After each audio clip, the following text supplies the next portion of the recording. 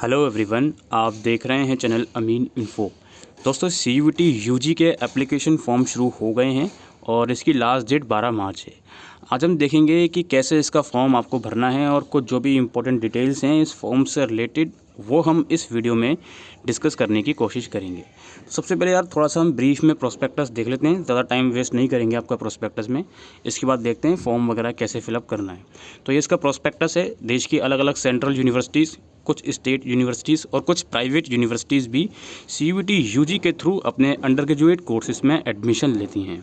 इसकी important dates की बात करें तो 9 फरवरी से 12 मार्च तक फॉर्म भरा जाएगा। करेक्शन अगर आपको करनी हो तो 15 से 18 मार्च के बीच करी जाएगी। 30 अप्रैल से आपकी जो जिस स्थिति में आपका एग्ज़ाम होगा वो आपको शो होगी। मई के सेकेंड वीक में ये एडमिट कार्ड आएगा और एक्चुअल में जो आपका एग्ज़ाम है वो 21 मई से 31 मई के बीच कंडक्ट होगा। और इसकी रिज़र्व डेट्स हैं 1 से 7 जून। मतलब कि अगर इन दिनों के बीच कुछ इमरजेंसी हो गई तो 1 से 7 जून के बीच आपका जो एग्ज़ाम है वो कंडक्ट होगा। ठीक है, बाकी जो भी दूसरी डेट्स हैं रिज़ल्ट वगैरह की, आंसर की, वो बाद में रिलीज़ करी जाएंगी। फ़ीस की बात कर लेते हैं। देखो यार, इस बार CUET UG में आप अप टू 10 सब्जेक्ट्स तक के एग्ज़ाम दे सकते हो। मैक्सिमम आप 10 सब्जेक्ट्स तक के एग्ज़ाम दे सकते हो, जिसमें जनरल टेस्ट भी है, डोमेन भी है और लैंग्वेज भी है। ठीक है, तो यहाँ पर कुछ फ़ीस इस तरीके से रहेगी आपकी। अगर आप अप टू 3 सब्जेक्ट्स तक के एग्ज़ाम देते हो तो 750 रुपये जनरल के लिए फ़ीस रहेगी। OBC और EWS के लिए 700 रुपये और रिज़र्व अदर कैंडिडेट्स के लिए 650 रुपये। अगर आप 7 सब्जेक्ट्स तक के एग्ज़ाम देते हो, यानी कि 4 से लेकर 7 तक के, तो 1500 रुपये फ़ीस है। 1400 रुपये रिज़र्व के लिए और बाकी रिज़र्व के लिए 1300 रुपये। वहीं अगर आप 10 सब्जेक्ट्स के एग्ज़ाम देते हो तो 1750 रुपये टोटल फ़ीस लगेगी। 1650 रुपये OBC और EWS की और अदर रिज़र्व के लिए 1550 रुपये फ़ीस। दोस्तों, टेस्ट की बात करें, ऑब्जेक्टिव टाइप ये टेस्ट रहता है। मीडियम अलग अलग 13 लैंग्वेजेस में ये एग्ज़ाम कंडक्ट करवाया जाएगा, जो आपके सामने आसामी, बंगाली, इंग्लिश, गुजराती, हिंदी वगैरह अलग अलग 13 लैंग्वेजेस में। जब आप फॉर्म भरते हो तो उसमें अपनी लैंग्वेज आपको चूज़ करनी पड़ती है, किस लैंग्वेज में आप एग्ज़ाम देते हो। ठीक है, इसके अलावा सब सिलेबस की बात करें तो सिलेबस वेबसाइट पर अवेलेबल है। लैंग्वेज का सिलेबस क्या रहता है, कॉम्प्रिहेंशन चीज़ें पूछी जाती हैं आप लोगों से। डोमेन सब्जेक्ट का सिलेबस क्लास 12 के सिलेबस के अकॉर्डिंग रहता है, जो कि वेबसाइट पर अवेलेबल है। और इसके अलावा जनरल टेस्ट अगर आप देते हो तो इसमें ये सेक्शन रहते हैं, ये कंपोनेंट रहते हैं जो आपके सामने लिखे गए हैं। ठीक है, रजिस्ट्रेशन दोस्तों इसका सिर्फ ऑनलाइन ही होगा, कोई भी ऑफलाइन रजिस्ट्रेशन एक्सेप्ट नहीं करा जाएगा। इसके अलावा दोस्तों, ये जो एग्ज़ाम है as you know NTA conduct करवा रहा है। तो NTA का रोल सिर्फ इतना है कि इस एग्ज़ाम को कंडक्ट करवाए और इसका रिज़ल्ट क्लियर करे। इसके अलावा आपको इस एंट्रेंस एग्ज़ाम के स्कोर के थ्रू किसी भी यूनिवर्सिटी में एडमिशन चाहिए, चाहे वो DU हो, BHU हो, JNU हो या दूसरी यूनिवर्सिटी हो, तो उस पर्टिकुलर यूनिवर्सिटी का आपको फॉर्म भी भरना पड़ेगा जब वो यूनिवर्सिटी फॉर्म रिलीज़ करेगी। ठीक है, इस चीज़ का ध्यान रखें। ऐसा नहीं है सिर्फ CUET का फॉर्म भर दिया तो आप हर एक यूनिवर्सिटी के लिए एलिजिबल हो गए। एक तो ये भी चीज़ आपको दिमाग में रखनी पड़ेगी, फॉर्म भरते टाइम सब्जेक्ट थोरोली आपको चूज़ करना है। जिस भी यूनिवर्सिटी में आप एडमिशन लेना चाहते हो उसका एलिजिबिलिटी क्राइटेरिया क्या है, वो उस पर्टिकुलर कोर्स में किस किस सब्जेक्ट के थ्रू एडमिशन देगी, वो सब चीज़ें आपको देखनी है। और CUET का फॉर्म भरते वक्त अपनी यूनिवर्सिटीज़ और अपने कोर्सेज़ आपको बहुत केयरफुली चूज़ करने हैं। तो आज ही फॉर्म आए हैं, बिल्कुल भी ज़रूरी नहीं है कि आज ही भरो। प्रॉपरली थोड़ा वेट करो, 5 दिन का, 6 दिन का, बल्कि मैक्सिमम 1 वीक का, सो दैट वेबसाइट के ऊपर अलग अलग यूनिवर्सिटीज़ की डिटेल अपडेट हो जाएँ, या आप यूनिवर्सिटी की अपनी वेबसाइट पर जाकर भी अपनी डिटेल चेक करो, उसके बाद ही CUET का फॉर्म भरोगे आप लोग। ठीक है, यहाँ पे एज आई सेड कि CUET का एग्ज़ाम अलग अलग मीडियम्स में होगा। तो कुछ लैंग्वेजेस हैं, जैसे कि इंग्लिश मीडियम में अगर आप दे रहे हो तो ये सभी एग्ज़ाम सिटीज़ में इसका एग्ज़ाम रहेगा। अगर आप इंग्लिश गुजराती में देते हो तो ये सिर्फ आपका गुजरात, दमन एंड दियो, दादरा एंड नागर हवेली में एग्ज़ाम होगा। तो ये लैंग्वेज वाइज कुछ अलग अलग स्टेट मेंशन है कि इस पर्टिकुलर लैंग्वेज का एग्ज़ाम इसी स्टेट्स में कंडक्ट होगा। और लैंग्वेज चूज़ करने का ऑप्शन आपके फॉर्म फिल करते वक्त आएगा, उसको थोरोली चूज़ करें। स्कीम ऑफ एग्जामिनेशन एक बार और देख लेते हैं हम। सेक्शन 1A है, जिसमें अलग अलग 13 लैंग्वेजेस होगी, आप इनमें से कोई एक लैंग्वेज चूज़ कर सकते हो। सेक्शन 1B है, जिसमें 20 लैंग्वेजेस होंगी, इसमें से कोई एक लैंग्वेज आप चूज़ कर सकते हो। इसके अलावा सेक्शन 2 है डोमेन, 27 अलग अलग डोमेन्स रहेंगे, आप उनमें से कोई डोमेन्स चूज़ कर सकते हो जो भी आपने क्लास 12 में पढ़े हैं उसके अकॉर्डिंग। ठीक है, यहाँ पे क्वेश्चंस भी लिखे गए हैं। लैंग्वेजेस में 40 क्वेश्चंस करने होंगे आपको 50 में से, डोमेन्स में 35 से 40 क्वेश्चंस करने होंगे, आउट ऑफ 45 से 50 क्वेश्चन होंगे, टोटल 35 से 40 क्वेश्चन करने होंगे। और जनरल टेस्ट में आपके 50 क्वेश्चन करने होंगे, टोटल आपके 60 क्वेश्चन होंगे। एक चीज़ याद रखना, CUET का एग्ज़ाम मल्टीपल शिफ्ट्स में कंडक्ट करवाया जाएगा। एक दिन में 3 शिफ्ट लगेंगी। आप जब फॉर्म भरोगे तो उसमें आप चूज़ करोगे कितने सब्जेक्ट्स के एग्ज़ाम आपको देना है। तो जितने सब्जेक्ट आप चूज़ कर रहे हो उसके अकॉर्डिंगली ही आपको ये पता चलेगा कितनी शिफ्ट में आपका एग्ज़ाम रहेगा। वो अभी हम फॉर्म फिल करके दिखाएंगे तो आपको पता चलेगा, ठीक है। बाकी पैटर्न वगैरह सब कुछ ऑब्जेक्टिव टाइप क्वेश्चन ही रहेगा। एग्ज़ामिनेशन आपका 3 स्लॉट्स में होगा एक दिन में, ठीक है। ये हमने इसका प्रॉस्पेक्टस पढ़ लिया। अब हम इसका फॉर्म भरेंगे। तो अब हम देखेंगे इसका फॉर्म आपको कैसे भरना है। तो ये वेबसाइट पर हम आए हुए हैं। यहाँ पर अगर आप मोबाइल फ़ोन के थ्रू फॉर्म फिलअप कर रहे हो और पोर्ट्रेट मोड में फॉर्म को अपने मोबाइल को पकड़ा हुआ है तो येलो कलर का रजिस्ट्रेशन का लिंक मिलेगा। अदरवाइज़ नीचे स्क्रॉल करोगे आप तो यहाँ पर लॉगिन का ऑप्शन नज़र आएगा आप लोगों को। लॉगिन वाले ऑप्शन पर पहले क्लिक करोगे। यहाँ क्लिक करने के बाद नीचे स्क्रॉल करोगे तो आपको ग्रीन कलर में सबसे पहले आएगा न्यू रजिस्ट्रेशन। इस पर आपको क्लिक करना है। इसमें क्लिक करने के बाद यहाँ पे ऑब्वियसली प्रॉस्पेक्टस का लिंक है, इसको रीड आउट कर सकते हो आप। और कुछ और इंपॉर्टेंट डिटेल्स लिखी गई हैं फॉर्म भरने से रिलेटेड, और भी इंपॉर्टेंट चीज़ें जो होती हैं, फ़ोटोग्राफ का साइज़, सिग्नेचर का साइज़ कितना रहना चाहिए, वो सब चीज़ें लिखी गई हैं। और फीस स्ट्रक्चर कितना, ये हम आपको ऑलरेडी बता चुके हैं। अब आप नीचे स्क्रॉल करोगे और सबसे नीचे आने के बाद इस अंडरटेकिंग पे टिक करोगे और क्लिक हेयर टू प्रोसीड पर क्लिक करोगे। उसके बाद दोस्तों यहाँ पे आपका फॉर्म एक्चुअल में भरना शुरू होगा। पहला स्टेप आपका रजिस्ट्रेशन करना है, फिर ऑनलाइन फॉर्म भरना है और फिर फ़ीस पेमेंट करनी है। यहाँ पर आपको अपनी पर्सनल डिटेल देनी है। क्लास 10th के अकॉर्डिंग आपका जो भी नाम है क्लास 10th की मार्कशीट में वो लिखना है आपको। फादर का नेम लिखना है आपको, मदर का नेम लिखना है, गार्डियंस नेम में आप अपने भाई का या फादर या मदर में से किसी और का नेम भी आप लिख सकते हो। इसके बाद अपनी डेट ऑफ बर्थ लिखोगे, जेंडर चूज़ करोगे, नेशनैलिटी क्या है आपकी, इंडियन ही होगी ऑब्वियसली, वो चूज़ करोगे। आइडेंटिटी टाइप, यहाँ पर आप क्या अपनी आइडेंटिटी देना चाहते हो। आप अपना स्कूल का आईडी कार्ड देना चाहते हो, पैन कार्ड बना हुआ है वो देना चाहते हो, passport, voter ID card, ration card, bank passbook या other valid government identity proof, Aadhaar card वगैरह अगर आपके पास है तो अदर पे क्लिक करके यहाँ पे आप है ना आधार का नंबर यहाँ पे लिख देना, ठीक है। बाकी अदरवाइज़ जो भी आप देना चाहते हो तो वो यहाँ पे आप दे सकते हो। इसके बाद प्रेजेंट एड्रेस क्या है आपका वो लिखोगे पूरा, हाउस नंबर, लोकेलिटी, सब लोकेलिटी, कंट्री क्या है, पिन कोड क्या है, सब कुछ लिखोगे। अपना ईमेल एड्रेस लिखोगे। ईमेल एड्रेस वही लिखना जो एक्टिव हो, ऐसा ना हो कि जो ईमेल एड्रेस आप लिख रहे हो वो कुछ टाइम के बाद बंद हो जाए, ठीक है। इसके बाद मोबाइल नंबर लिखोगे, अगेन जो एक्टिव हो मोबाइल नंबर वही लिखना, ऐसा ना हो कि वो कुछ टाइम के बाद बंद हो जाए, क्योंकि इन पर OTP वगैरह आते हैं और जो भी इन्फॉर्मेशन रहती है वो आपके इसी मोबाइल नंबर और ईमेल आईडी पर भेजी जाती है। इसके बाद ऑल्टरनेट कॉन्टैक्ट नंबर आप लिखोगे, अगर आप देना चाहो तो मदर या फादर का दे सकते हो। अगर परमानेंट एड्रेस सेम है तो इस ऑप्शन पे क्लिक कर दोगे, अदरवाइज़ परमानेंट एड्रेस अलग है तो वो अलग से आप लिख सकते हो। इसके बाद अपना पासवर्ड आपको चूज़ करना है। पासवर्ड जो है 8 से 13 कैरेक्टर्स का होना चाहिए और इसके अंदर एक स्पेशल कैरेक्टर होना चाहिए, एक अपर कास्ट लेटर यानी कि अल्फ़ाबेट वर्ड ABCD, लेकिन अल्फ़ाबेट में कैपिटल लेटर में वो होना चाहिए, और एक लोअर केस का होना चाहिए और एक नंबर होना चाहिए, और 8 से 13 कैरेक्टर के बीच का पासवर्ड होना चाहिए। इसके बाद एक सिक्योरिटी क्वेश्चन कोई भी आप चूज़ कर लोगे और उसका यहाँ पर आंसर लिख दोगे, ये पासवर्ड रीसेट करने के काम आता है। इसके बाद यहाँ पे सिक्योरिटी पिन लिखा हुआ है, इस सिक्योरिटी पिन को आप यहाँ पे एंटर करोगे, देन यहाँ पे सबमिट बटन पे क्लिक करोगे। सबमिट पर आप क्लिक करोगे तो एक पॉपअप शो होगा कि you are being redirected to an external website, ठीक है। इसको हम ओके करेंगे। उसके बाद यहाँ पे हमारा जो डिटेल हमने एंटर करी होगी वो शो करेगा, है ना, तो उसको आप चेक कर लीजिएगा और नीचे स्क्रॉल करिएगा।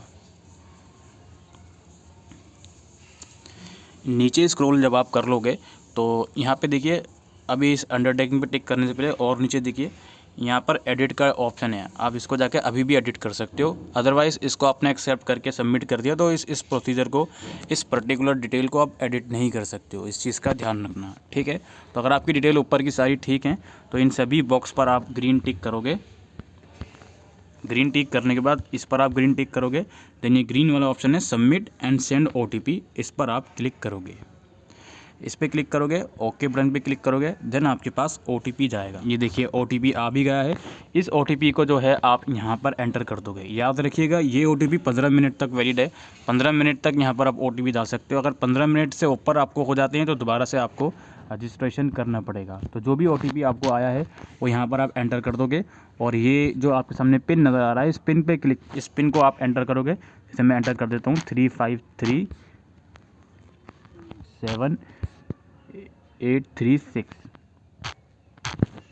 इसको एंटर करने के बाद आप सबमिट बटन पे क्लिक करोगे। जैसे ही आप सबमिट बटन पे क्लिक कर लेते हो तो यहाँ पे आपका पहला स्टेप कंप्लीट हो जाता है रजिस्ट्रेशन का।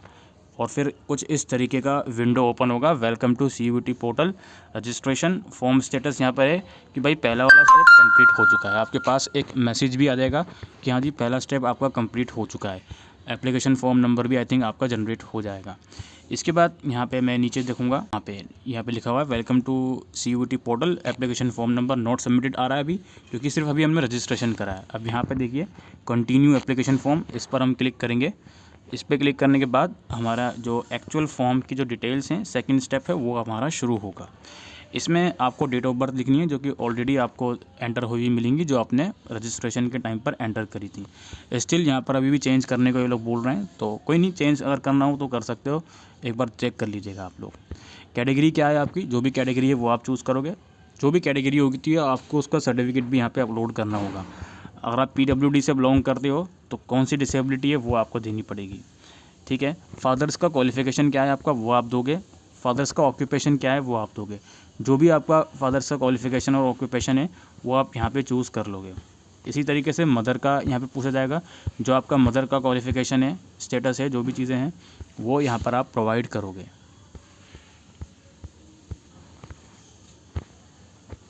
इसके बाद यहाँ पे हमारा एनुअल फैमिली इनकम है, जो भी आपकी 1 साल की एनुअल फैमिली इनकम है वो आप प्रोवाइड करोगे। आर यू अ ट्विन, अगर आपका कोई ट्विन ब्रदर या सिस्टर है तो वो आप लिखोगे। आप किस स्टेट में रहते हो, आप रहते किस स्टेट में वो आप चूज़ करोगे। और डायबिटीज़ है आपको या नहीं तो वो आप चूज़ करोगे। अगर है तो येस कर दोगे, ठीक है, नहीं है तो नो कर दोगे। डायबिटीज़ पेशेंट को कुछ स्पेसिफिक चीज़ें अलाउड होती हैं एग्ज़ाम सेंटर में, तो इसलिए वो लोग पूछते हैं। प्लेस ऑफ रेजिडेंस क्या है आपका, रूरल एरिया में रहते हो, अर्बन एरिया में रहते हो। प्रिपरेशन किस तरीके से कर रहे हो एग्ज़ाम की, अपनी सेल्फ प्रिपरेशन कर रहे हो, इंडिविजुअल ट्यूशन ले रहे हो, ऑनलाइन कोचिंग है, जो भी चीज़ें हैं आप यहाँ पे लिख सकते हो। मीडियम ऑफ स्टडी, आप जो एग्ज़ाम यानी कि क्लास 12 में आप अभी पढ़ रहे हो या कंप्लीट है जो भी है, उसका मीडियम क्या है वो चूज़ करना है, ठीक है। याद रखिएगा मीडियम ऑफ स्टडी है ये, ठीक है, जिस मीडियम में आप पढ़ रहे हो वो है ये, ठीक है। उसके बाद एड्रेस तो यहाँ पर आपका दिखाएगा ही।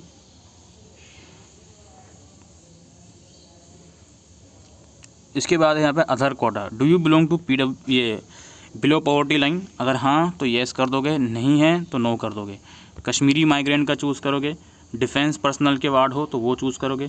ICC कोटा लेना चाहते हो तो वो choose, NCC quota, I am really sorry, NCC quota लेना चाहते हो तो वो यूज़ करोगे। स्पोर्ट्स कोटा है आपका तो वो यूज़ करोगे, येस कर दोगे। स्पोर्ट्स कोटा हो तो लेवल क्या है आपका स्पोर्ट्स का, वो सब चीज़ें आपको लिखनी है। इसी तरीके से NCC है तो NCC को येस कर दोगे अगर है तो, अदरवाइज़ नो रहने देते हैं। Are you ward of a university employ, आपके जो मम्मी या पापा में से कोई यूनिवर्सिटी में काम करते हैं वो आप चूज़ कर लोगे उसके अकॉर्डिंग। इसको हम सेव कर लेते हैं। इसको सेव करने के बाद अगला जो स्टेप रहेगा हमारा वो एजुकेशन डिटेल्स का है। यहाँ पे पर्सनल डिटेल तो यहाँ पे शो कर रहा है। इसके बाद अगला स्टेप एजुकेशन डिटेल का है, तो हम प्रोसीड टू नेक्स्ट सेशन पे क्लिक करेंगे। सेव करने के बाद ये वाला पेज आएगा, इसमें वापसी ऑप्शन बताएगा कि अगर आपको अपडेट करना है तो अपडेट कर लो, अदरवाइज़ हम प्रोसीड करेंगे। प्रोसीड करने के बाद अब हम पहुँच गए हैं एजुकेशन वाली डिटेल पर। अब यहाँ पे क्लास 10th की स्टेटस लिखना है। क्लास 10th, हाँ जी पास आउट है हमारा क्लास 10th, किस ईयर में पास आउट करा है वो यहाँ पर आपको लिखना है, ठीक है। तो मैं यहाँ ये लिख लेता हूँ, क्वालिफाइंग एग्जामिनेशन 10th और इक्विवेलेंट आएगा। प्लेस ऑफ स्कूलिंग, आपका स्कूल किस एरिया में था, रूरल या अर्बन, वो लिखोगे। आपका स्कूल गवर्नमेंट था, गवर्नमेंट एडिड था, केंद्रीय विद्यालय था, JNV था, प्राइवेट था या CBSE था, काउंसिल फॉर इंडियन, जो भी आपका स्कूल था वो आप यहाँ पे लिखोगे, जिस भी मोड का था, ठीक है। NIOS से करा तो ODL पे आप चूज़ करोगे, ठीक है। और इसमें से अगर आपका ऑप्शन नहीं है तो अदर वाले पे आप क्लिक करोगे, ठीक है। अदर जो भी टाइप ऑफ कॉलेज है वो यहाँ पर आप लिख दोगे। प्राइवेट है तो प्राइवेट वाले पे आप चूज़ करोगे। जो भी चीज़ें हैं आप अपने अकॉर्डिंगली यहाँ पे चूज़ कर लेना। गवर्नमेंट है तो गवर्नमेंट चूज़ करोगे। इंडिया आएगा obviously. Qualifying examination country, obviously schooling India से करी हमने। किस स्टेट से करी, यानी कि 10th क्लास किस स्टेट से पास आउट करिए वो लिखोगे। डिस्ट्रिक्ट क्या थी, स्कूल किस डिस्ट्रिक्ट में था, ज़रूरी नहीं है आप अगर नॉर्थ में रहते हो तो स्कूल भी नॉर्थ में हो, या आप सेंट्रल में रहते हो स्कूल भी सेंट्रल में हो। स्कूल की डिस्ट्रिक्ट यहाँ पूछी जा रही है तो वो आप यहाँ लिखोगे। बोर्ड, किस बोर्ड से आपने स्कूल कंप्लीट करा है वो यहाँ पर आप चूज़ करोगे। अगर CBSE है तो यहाँ पे CBSE आ जाएगा, ये आप यहाँ चूज़ कर लोगे। बाकी इस लिस्ट में नाम नहीं होता तो यहाँ पे शायद आधार का भी ऑप्शन देता है, तो वो आप अपने अकॉर्डिंग देख लीजिएगा। स्कूल का नाम यहाँ लिख दोगे, अपना स्कूल नेम और एड्रेस, स्कूल का नाम और एड्रेस लिख देना शॉर्ट में, ठीक है। और स्कूल का पिन कोड, यानी कि जिस एरिया में स्कूल होता है उस एरिया का पिन कोड लिखना है। अपना 10th क्लास का रोल नंबर लिख देना और रिज़ल्ट मोड क्या था आपका 10th का। परसेंटेज मोड था तो मैक्सिमम कितने मार्क्स थे, मार्क्स कितना ऑब्टेन करे वो लिखोगे, परसेंटेज अपने आप कैलकुलेट कर लेगा। ग्रेड मोड था तो कितने ग्रेड ऑब्टेन करे, CGPA कितनी थी वो आप यहाँ पे लिख दोगे, CGPA इक्वलेंट परसेंटेज लिख दोगे यहाँ पे, और CGPA कितनी थी वो लिख दोगे। तो जिस भी मोड में था आपका वो यहाँ पे आप लिख दोगे, ठीक है। 10th की वही इसी तरीके से 12th की। अब 12th में क्या है भाई, अपेयरिंग है या पास्ड है। मोस्टली सभी बच्चों का अपेयरिंग होगा, अपेयरिंग तो यहाँ पे स्टेट अपने आप कलेक्ट कर लेगा ये, पासिंग ईयर सॉरी। अब क्वालिफाइंग एग्जामिनेशन में वही है 12th और इक्विवेलेंट रहेगा। प्लेस ऑफ स्कोरिंग लिखोगे, टाइप ऑफ स्कोरिंग लिखोगे, क्वालिफाइंग कोड यानी कि किस कंट्री से कराए क्वालिफाई, किस स्टेट से किया है, और आपका स्कूल किस डिस्ट्रिक्ट में था वो लिखोगे, बोर्ड का नाम क्या था वो लिखोगे, जो भी बोर्ड का नाम था। जैसे CBSE था तो CBSE ही यहाँ पे हम लिख देते हैं। इसके बाद स्कूल कॉलेज का नाम अगेन लिखोगे, पिन कोड लिखोगे और रोल नंबर। रोल नंबर आ गया होगा आपका क्लास 12th का तो वो आप यहाँ पे लिख सकते हो, नहीं आया तो वेट कर लो, 12 मार्च लास्ट डेट है, आ जाएगा कुछ दिनों में। CBSE का आई थिंक एडमिट कार्ड आ गया है तो आप देख लीजिएगा, जो भी आपका स्कूल का है उनसे पूछकर, अपनी टीचर्स वगैरह से रोल नंबर पूछकर आप यहाँ पे लिख दीजिएगा और इसको सेव बटन पे क्लिक करिएगा। बटन के बाद यहाँ पे दिखाएगा क्या क्या चीज़ें आपने एंटर करी हैं, नीचे स्क्रॉल कर लोगे और अगेन प्रोसीड पे क्लिक करोगे आप। प्रोसीड पे क्लिक करने के बाद अब यहाँ पे अगला स्टेप है आपका एग्जामिनेशन सेंटर। आपको प्रेफरेंस देने हैं, 2 प्रेफरेंस ये लोग मांग रहे हैं। अपना दिल्ली का प्रेफरेंस दोगे आप, ठीक है, और यहाँ पे हमने ले लिया दिल्ली, जो भी प्रेफरेंस आपको देना है। दूसरा प्रेफरेंस क्या है भाई, हरियाणा का है, उत्तर प्रदेश का है, तो दिल्ली का प्रेफरेंस ही हम देंगे तो शायद नहीं हो सकता, दूसरा प्रेफरेंस देना पड़ेगा। हम हरियाणा का सेलेक्ट करते हैं, एक सेकेंड, प्रेफरेंस 1 में हम दोबारा चूज़ करते हैं पहले, देन प्रेफरेंस 2 में हरियाणा चूज़ करते हैं, और हरियाणा में फरीदाबाद हम चूज़ कर लेते हैं। देन इसको सेव करते हैं, उसके बाद इसको हम प्रोसीड करते हैं। एग्ज़ाम सेंटर की डिटेल देनी है आपको, 2 प्रेफरेंस देना है। इसके बाद आपका है you need to apply in at least 1 university to move to next section. अब यहाँ सबसे इम्पोर्टेंट स्टेप आपका है, यहाँ पर आपको अपना यूनिवर्सिटी और प्रोग्राम चूज़ करने हैं। अब जैसे मान लीजिए मैं एक यूनिवर्सिटी चूज़ करता हूँ, जैसे फॉर एग्ज़ाम्पल जो पॉपुलर यूनिवर्सिटी है वही हम एक बार आपको चूज़ करके दिखाएंगे। I think university of Delhi का यहाँ पे ऑप्शन रहेगा, ये हमने चूज़ कर लिया यूनिवर्सिटी ऑफ दिल्ली। इसमें मुझे करना है, लेट सपोज करो BA प्रोग्राम चूज़ करना है। ये कर लिया हमने एक चीज़। इसको करने के बाद हम ऐड पे क्लिक कर देंगे, ये हमारा ऐड हो गया, ये हमारा ऐड हो गया। इसमें प्रेफरेंस का कोई चक्कर नहीं है, जस्ट यूनिवर्सिटीज़ और उसका कोर्स चूज़ करना है आपको, ये ऐड हो गया। अब दूसरा क्या है, हम यूनिवर्सिटी ऑफ दिल्ली में ही हम दूसरा कोर्स चूज़ करना चाहते हैं, जो कि लेट सपोज हमारा है BA honours pol science. Add कर लो, ये ऐड हो गया, ठीक है। इसी तरीके से यहाँ पे कोई पैसे नहीं लग रहा है, तो यहाँ पे मैक्सिमम यूनिवर्सिटीज़ आप सेलेक्ट जितनी भी कर सकते हो उतना करो। तो यहाँ कोई पैसे नहीं लग रहा है कि आप 2 यूनिवर्सिटी चूज़ करोगे तो 200 रुपये एक्स्ट्रा लग जाएंगे, ऐसा कुछ नहीं है। जितनी यूनिवर्सिटी आप चूज़ करना चाहते हो यहाँ पे वो चूज़ करो, और अपना जो भी है कोर्स वगैरह वो चूज़ करो। जैसे यूनिवर्सिटी ऑफ दिल्ली के मैंने 2 कोर्स चूज़ कर लिया, अगर मैं तीसरा भी करना चाहूँ तो तीसरा कोर्स भी मैं चूज़ कर सकता हूँ। जैसे BA ऑनर्स इंग्लिश, ये मैंने ऐड कर लिया। और यहाँ पर है ना, ये भी दिखा रहा है list of subject to appear in CUET। जैसे फॉर एग्जांपल मैंने BA ऑनर्स इंग्लिश चूज़ करा है, तो English plus any 3 from section 2। Section 2 में आपका डोमेन रहता है, डोमेन में से कोई भी 3 और इंग्लिश। इसी तरीके से जो BA प्रोग्राम मैंने चूज़ करा है, any 1 from section 1 plus any 3 from section 2, या फिर any 1 from section 1, any 1 from section 2 plus section 3, ठीक है। तो ये सेक्शन 2 में डोमेन रहता है, सेक्शन 3 में जनरल टेस्ट रहता है। जैसे BA प्रोग्राम में एडमिशन के लिए ये लोग बोल रहे हैं कि सेक्शन 1 में एक लैंग्वेज आप चूज़ करोगे, उसके साथ साथ 3 सब्जेक्ट आप कोई सेक्शन 2 से चूज़ कर लो, या फिर एक आप लैंग्वेज सेक्शन 1 से चूज़ करो, उसके साथ साथ एक आप सेक्शन 2 से यानी कि डोमेन में से कोई एक चूज़ करो, और उसके साथ साथ सेक्शन 3 यानी कि जनरल टेस्ट चूज़ करो। तो ये यहाँ पे दिखा रहा है कि जो भी कोर्स आप ऐड करते जाओगे उस कोर्स के अकॉर्डिंग कितने डोमेन्स आपको देने होंगे, ठीक है। और ऐसा नहीं है अलग अलग यूनिवर्सिटी के लिए अलग अलग डोमेन आपको ऐड करने, आप यहाँ पे चूज़ कर लो तसल्ली से। उसके बाद अपनी लिस्ट बना लो कि किस किस डोमेन को आपको एंट्रेंस देना है, उसके बाद आप अगला स्टेप में आप जाओगे, ठीक है। ये वाला स्टेप बहुत ही इंपॉर्टेंट है दोस्तों। लास्ट ईयर बहुत परेशानी हुई थी बच्चों को कि कोर्स चूज़ करना भूल गए थे, फिर यूनिवर्सिटी काउंसलिंग जब हो रही थी तो उसमें बच्चों को काफ़ी परेशानी हुई थी, इनका कोर्स का नाम नहीं आ रहा था। तो ये वाला स्टेप बहुत ही केयरफुली चूज़ करना है आपको, और इस स्टेप के अंदर जितनी भी यूनिवर्सिटीज़ आप सेलेक्ट कर सकते हो वो सारी ही सेलेक्ट करिएगा, ठीक है। तो ये सब चीज़ें हैं। इसके बाद हम इस पर क्लिक करते हैं, ये दिखाता है हमको क्या क्या चूज़ करा हमने।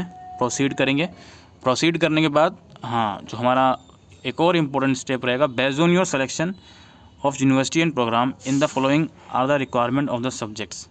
ये दिखा रहा है कि भाई जो तुमने प्रोग्राम सेलेक्ट करें हैं उसके अकॉर्डिंग ये सब्जेक्ट आपको चूज़ करने होंगे।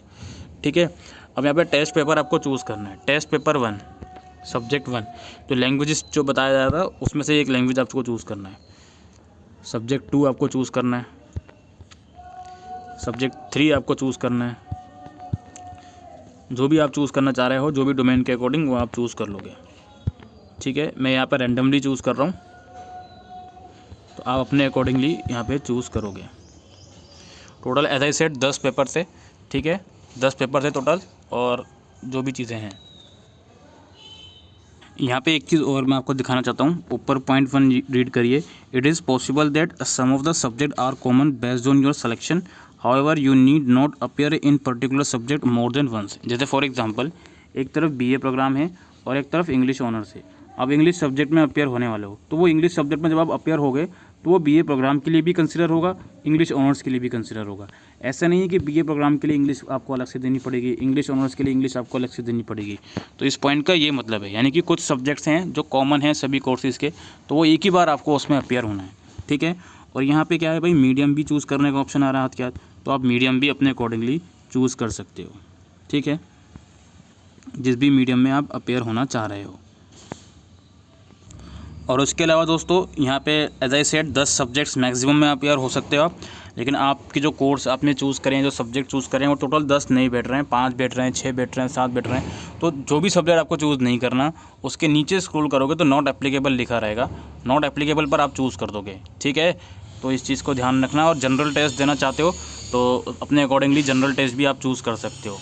आपने ऑलरेडी चूज़ कर लिया जनरल टेस्ट ऊपर, तो जो भी चीज़ें हैं अपने जितने भी डोमेन्स आपने क्लास 12 में दिए हैं सभी में अपीयर होना, एक लैंग्वेज ज़रूर देना, और जनरल टेस्ट भी अगर आपका कोर्स ऐसा आपने चूज़ किया जिसमें जनरल टेस्ट की नीड पड़ रही है, जैसे डीयू के अंदर बीबीए वगैरह में जनरल टेस्ट की नीड पड़ती है, या बीए प्रोग्राम में भी आप जनरल टेस्ट के थ्रू, या बीकॉम प्रोग्राम में भी जनरल टेस्ट के थ्रू एडमिशन ले सकते हो, तो वो आप उसके अपने अकॉर्डिंगली चूज़ करोगे। ठीक है, अगेन आई रिपीट कि यहाँ पे आप बहुत ही थॉरोली सब्जेक्ट चूज़ करना है। ऐसा ना हो कि सब्जेक्ट आपने गलत चूज़ कर लिए हो। पॉलिटिकल साइंस चूज़ कर लिया, अब इसका मीडियम चूज़ कर लो, क्या है पॉलिटिकल साइंस किस मीडियम में देना चाहते हो, हिंदी में तो हिंदी चूज़ कर लो। तो यहाँ पे हमने चूज़ किया हुआ है बिज़नेस स्टडीज़, तो बिज़नेस स्टडीज़ का मीडियम चूज़ कर लो, हिंदी या इंग्लिश किस मीडियम में देना चाहते हो। यहाँ पे सोशोलॉजी चूज़ करा हुआ, तो सोशोलॉजी का मीडियम चूज़ कर लो, किस मीडियम में देना चाहते हो। तो ये सब चीज़ें हो जाएंगी। इसके बाद यहाँ पे मैं सेव करूँगा। सेव करने के बाद एक सेकेंड, इस अंडरटेकिंग में क्लिक करो, फिर सेव करेंगे। सेव करने के बाद दिखाएगा जी, हाँ जी ये पेपर आपने चूज़ करें हैं, सब्जेक्ट 1 ये है, सेकंड ये है, मीडियम भी दिखाएगा यहाँ पे क्या क्या मीडियम आपने लिया है। तो जितने पेपर आपने चूज़ करे होंगे वो सब चीज़ें दिखाएगा। बेस्ड ऑन योर सिलेक्शन ये दिखा रहा है एक बार फिर से कि आपके सिलेक्शन के अकॉर्डिंग किस कोर्स में कौन से सब्जेक्ट की रिक्वायरमेंट है। इसके बाद इसको प्रोसीड करोगे। प्रोसीड करने के बाद हम सेकंड लास्ट स्टेप पर आ गए हैं, डॉक्यूमेंट्स अपलोड करने वाले स्टेप पर। यहाँ पे कुछ इंस्ट्रक्शन लिखी गई हैं फ़ोटोग्राफ और सिग्नेचर अपलोड करने के लिए, तो वो आप ज़रूर से रीड आउट कर लें। क्योंकि मैं रिज़र्व कैटेगरी से बिलोंग नहीं करता तो मुझसे उसका सर्टिफिकेट नहीं मांगा गया। तो यहाँ पर आपको अपना फ़ोटोग्राफ अपलोड करना है, ठीक है, और यहाँ पे सिग्नेचर अपलोड करनी है। अगेन यहाँ पे साइज़ देख लीजिए, 10 से 200 KB तक का फ़ोटोग्राफ का, और सिग्नेचर का 4 से 30 KB तक का साइज़ होना चाहिए। दोनों चीज़ें अपलोड करोगे और प्रोसीड पे क्लिक करके आपको चीज़ें दिखाएगा कि क्या क्या चीज़ें आपने अभी तक फिलअप करी हैं, उसको आप ज़रूर से चेकआउट कर लीजिएगा। उसको चेकआउट करने के बाद फिर लास्ट स्टेप आपका पेमेंट का रहेगा, वहाँ से आप पेमेंट कर सकते हो। पेमेंट करने के बाद अपना कंफर्मेशन पेज का प्रिंट आउट या PDF फॉर्मेट में उसको सेव करके ज़रूर से रख लीजिएगा। तो दोस्तों यही आज की इस वीडियो में इंपॉर्टेंट अपडेट थी regarding CUET UG application form. I hope दोस्तों आपको ये वीडियो यूज़फुल लगी हो, तो वीडियो को शेयर कीजिएगा। Thank you.